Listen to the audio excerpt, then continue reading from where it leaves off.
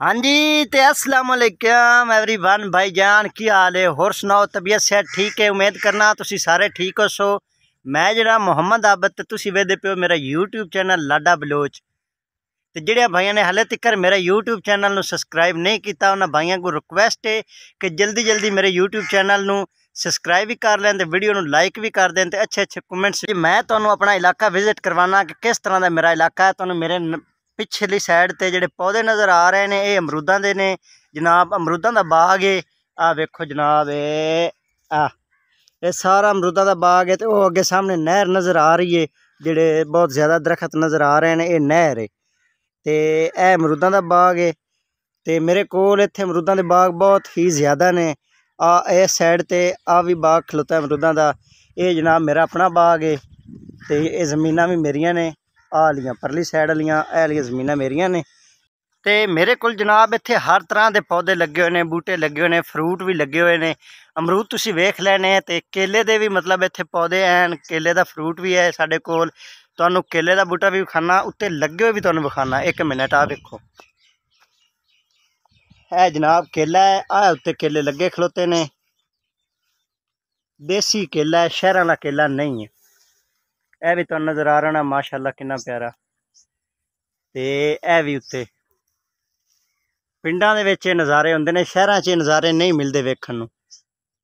ते अल्लाह ताला दा बहुत बहुत शुक्र है कि मेरा पिंड बहुत ही खूबसूरत है, बहुत ही प्यारा है, वेखण नूं भी बहुत प्यारा। वीवर मैं हुण जा रहा घर, ते मैं जाके वड्ढन लगा पट्ठे, मज्झां नूं पाने ने पट्ठे, क्योंकि सुबह सुबह टाइम काम भी करना होंदा है। पट्ठे पुट्ठे वड्ढ के माल नूं पा के उस तो बाद फिर नाश्ता करना है। तो मैं हुण जनाब वड्ढन लगा पट्ठे।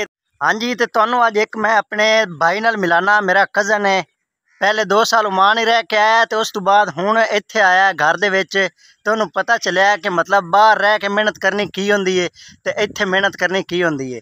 ते आ वेखो जनाब मेरा कज़न। अस्सलाम वालेकुम भाईजान, वालेकुम की हाल है? अस्सलाम। होर सुनाओ, तबीयत से ठीक है? शुक्र अल्लाह दे आबिद भाई, बिल्कुल ठीक। तुसीं सुनाओ, ठीक हो? हाँ जी भाई, अल्हम्दुलिल्लाह, अल्लाह दा करम। ते मेरे वीवरां नूं दसो कि तुसीं की करन जा रहे हो, कित्थे जा रहे हो? मेरा जनाब अली साडे वीरां नूं ये मशवरा है कि घरे बह के मेहनत करो, बाहरले मुल्कां च कुछ नहीं पिया। ठीक है, मैं बाहर यूनाइटेड अरब अमारात च भी रह के आया, मस्कत ओमान च भी मेरा हुण वीज़ा इस टाइम चलदा पिया हैवी लाइसेंस दा, लेकिन उसका कोई फायदा नहीं। तुसीं घरे रहो, आदे घर रहो, माल दी करो, आदे बच्चों च, बीवी बच्चों च, माँ प्यो दे कोल रहो, घर का काम करो, उसका फायदा। दूसरी मेरी सारे भाइयों को रिक्वेस्ट है कि मेरा छोटा वीर है, इसकी फुल सपोर्ट करो, इस दे चैनल नू सबसक्राइब करो, ते नाल ही घंटी के बटन नू क्लिक करो। उसका फायदा तुहानू यह मिलेगा कि जिहड़ी नवी वीडियो अपलोड करेगा तुहाडे कोल डायरैक्ट नोटिफिकेशन आएगा, तुसी क्लिक करोगे तो नवी वीडियो तुहाडे कोल आएगी रोजाना दी। हाँ जी, तो तुसी हुण पट्ठे वड्ढन जा रहे हो, मैनूं लगदा जी पिया। जी ते मैं जी भी बिल्कुल पट्ठे वड्ढने वीवर, ते मैं पट्ठे मैं भी वालना, ते भाई होर भी पट्ठे वालन। तो उस तो बाद जी, ते अस्सलाम वालेकुम एवरीवन। तुहानूं के दस्सिया कि मैं ट्रैक्टर वाले लगे हाँ, ते उन्होंने आख्या ते ट्रैक्टर वाला गया आ, ते हुण मैं जमीन गड़ा रहा। ट्रैक्टर वाला हल वाह रहा जनाब, देखो चेक करो।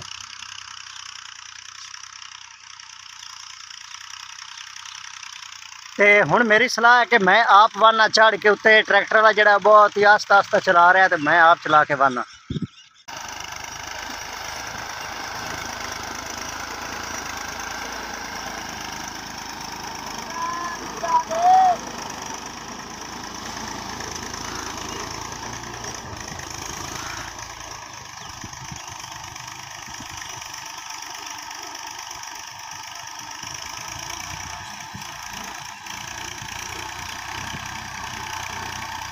हाँ जी, तो अस्सलाम वालेकुम फ्रेंड यार, मैं अगे वाह रहा हाल है। तो उस तो बाद आके वड्डे पट्ठे पट्ठे वड्ढ के, ते काफ़ी गर्मी आई, पसीना आई, कपड़े खराब हो गए। तो फिर हुण मैं नाता, नहा के तो मैं थोड़ा पप्पू शप्पू बन लिए, बन के तो हुण मैं करन लगा नाश्ता। तो आओ करने मिल के नाश्ता। की चीज़ आई पई है अजी, भिंडी ते कद्दू ते रोटी। तो हुण आजो फ्रेंड नाश्ता करिए मिल के। बिस्मिल्लाहिर्रहमानिर्रहीम।